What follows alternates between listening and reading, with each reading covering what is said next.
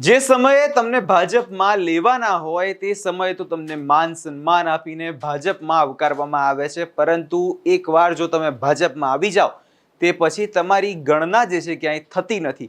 આવી વાત અમે કેમ કહી રહ્યા છે તે તમામ બાબતોની વિગતે ચર્ચા કરીશું। નમસ્કાર, હું છું પ્રથમ મોદી, આપ જોઈ રહ્યા છો નિર્ભય ન્યૂઝ। ભારતીય જનતા પાર્ટીમાં જ્યારે કોઈ બી નેતા આવે છે ત્યારે તેને આવવાના સમયમાં તો તેને એટલું માન સન્માન આપવામાં આવે છે, તેની ગણનાઓ ઉચ્ચ કરવામાં આવે છે, પરંતુ એકવાર તમે ભાજપમાં જોડાઈ જાઓ, થોડો સમય વીતી જાય તે પછી તમારી ગણના જે થતી નથી, તમને બેસવા માટે જગ્યા મળતી નથી, કાર્યક્રમોમાં તમારે સાઈડમાં ઉભા રહેવું પડે છે। અને એ પણ ક્યારે, જ્યારે તમે 5 ટર્મના સાંસદ છો, પૂર્વ રેલ મંત્રી છો, તે છતાં પણ જો આવી પરિસ્થિતિ હોય તો બીજા કાર્યકર્તાઓ, બીજા ધારાસભ્યોની તો શું જ હવે વાત કરવી। આવું અમે એટલે કહી રહ્યા છે કેમ કે થોડા સમય પહેલા, 2 દિવસ પહેલા જ છોટાઉદેપુરમાં આપણા નવનિયુક્ત જે છે પ્રદેશ અધ્યક્ષ જગદીશ વિશ્વકર્મા પહોંચ્યા હતા। જગદીશ વિશ્વકર્મા ત્યાં પહોંચ્યા, કાર્યક્રમને સંબોધ્યો। આદિવાસી વિસ્તારમાં જોવા જઈએ તો ભારતીય જનતા પાર્ટી હવે પગ પેસારો કરી રહી છે। ભારતીય જનતા પાર્ટી આમ આદમી પાર્ટીના ચૈતર વસાવા જે છે તેમને હરાવવા માટે આદિવાસી વિસ્તારમાં જે છે ઉતરી છે, પરંતુ ભારતીય જનતા પાર્ટી ક્યારેક એવું નથી જોતી કે જે પૂર્વ નેતાઓ છે, જે પૂર્વ આદિવાસી જે મંત્રીઓ છે, કે જે નેતાઓ જે ભાજપમાં છે તે તેમને માન સન્માન આપવું।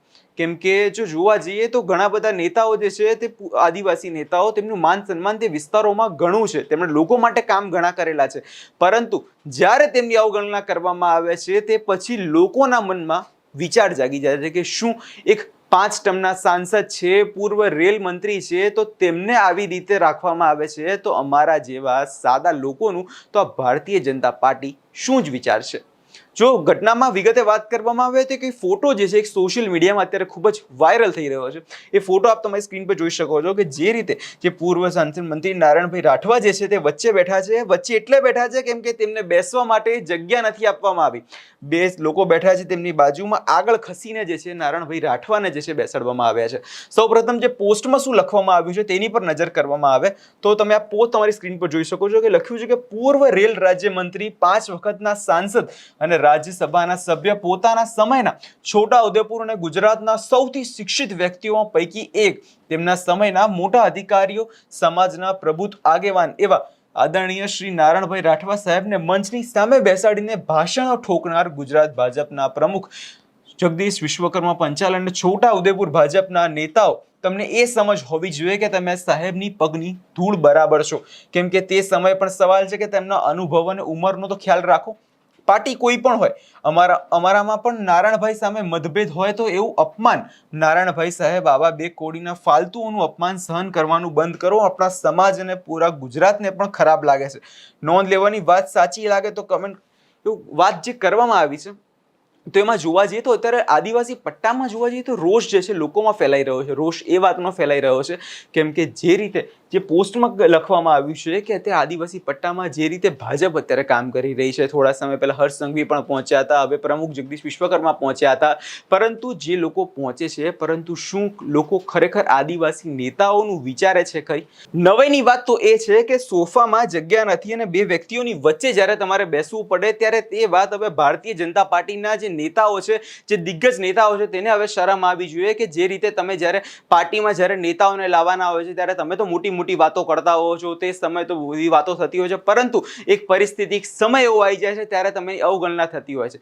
ભારતીય જનતા પાર્ટી તો શિસ્તબદ્ધતાની પાર્ટી કહેવાતી હોય છે, ત્યાં દરેક નેતાનું સન્માન કરવામાં આવતું છે, દરેક કાર્યકર્તાઓની વાતો થતી હોય છે, પરંતુ જ્યારે વાત આવે છે આદિવાસી વિસ્તારોની ત્યારે તેમાં નેતાઓનું અપમાન કેમ કરવામાં આવે છે તે એક સૌથી મોટો સવાલ જે છે અત્યારે ચર્ચામાં આવે છે। કેમ કે જે રીતે અત્યારે જો નારાયણભાઈ રાઠવાની જો વાત કરવામાં આવે તો તે જે રીતે બેઠા છે, લોકોના મનમાં હવે સવાલો થવા તો યોગ્ય છે કે શું ભારતીય જનતા પાર્ટી જે પોતાના જ નેતા છે, પોતાના જો દિગ્ગજ નેતાઓ જે આદિવાસી વિસ્તારોમાં છે તેમનું જ અપમાન કરે તો લોકોની શું અસર થાય? કેમ કે આગળના સમયમાં જોવા જઈએ તો હવે સ્થાનિક સ્વરાજની ચૂંટણીઓ આવવાની છે, લોકો અત્યારે ભારતીય જનતા પાર્ટી પણ આદિવાસી વિસ્તારોમાં પોતાનું પ્રભુત્વ બનાવવા માટે જે અત્યારે મેદાને ઉતરી છે, પરંતુ શું ભારતીય જનતા પાર્ટી તે ભૂલી જાય છે કે તે અન્ય નેતાઓનું પણ માન સન્માન તમારે આપવું પડે.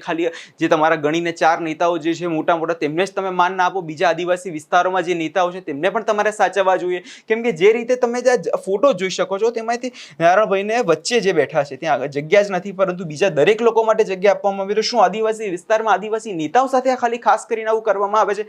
તે પણ એક સૌથી મોટો જે અત્યારે સવાલ જે છે ચર્ચામાં આવ્યો છે. જો ખરેખરમાં પોસ્ટ પર આપણે જો ધ્યાન આપવામાં આવે તો એમાં જો સાફ શબ્દોમાં લખ્યું છે કે નારાયણભાઈ, આવા લોકોને ફાલતુનું અપમાન સહન કરવાનું બંધ કરો. આપણા સમાજને, પૂરા ગુજરાતને પણ ખરાબ લાગે છે.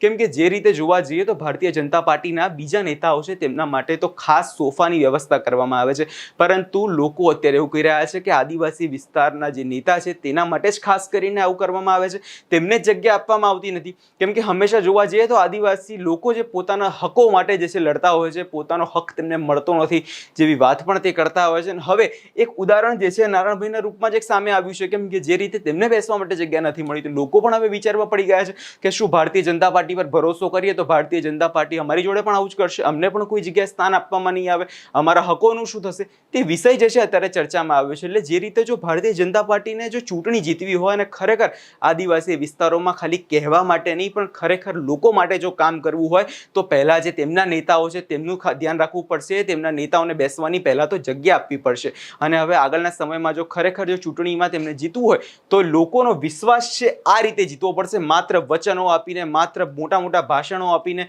તો હવે આ ભારતીય જનતા પાર્ટી જો વિચારતી હોય કે તે ચૂંટણી જીતી જશે તો તે તેમની સૌથી મોટી ભૂલ છે તે આવનારી ચૂંટણીમાં કદાચ સાબિત થઈ શકે છે. આ વિષયમાં તમારો શું અભિપ્રાય છે અમને કમેન્ટ કરી ચોક્કસથી જણાવજો. અમારી ચેનલ નિર્ભય ન્યૂઝને લાઇક, શેર અને સબસ્ક્રાઇબ કરવાનું ભૂલશો નહીં.